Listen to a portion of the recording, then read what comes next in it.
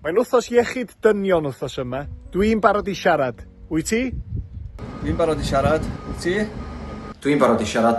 Wyt ti? Dwi'n barod i siarad. Wyt ti? Dwi'n barod i siarad. Wyt ti? Dwi'n barod i siarad.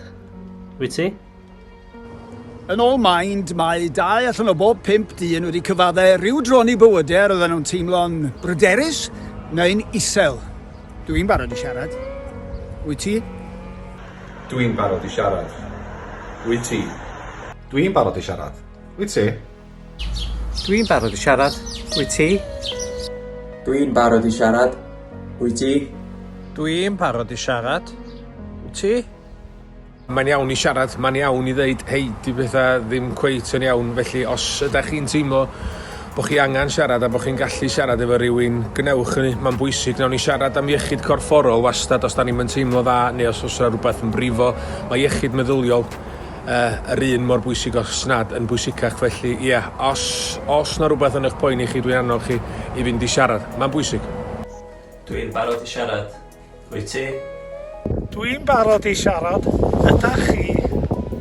Dwi'n barod i siarad. Wyt ti? Dwi'n barod i siarad. Wyt ti? Dwi'n barod i siarad. Wyt ti? Dwi'n barod i siarad. Wyt ti? Siaradwch gyda'ch teulu, eich ffrindiau, cydweithwyr, meddyg, neu asiantaethau eraill all gynnig cefnogaeth. Mae siarad yn bwysig. Dwi'n barod i siarad.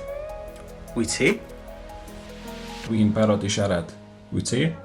Dwi'n barod i siarad. Wyt ti? Dwi'n barod i siarad.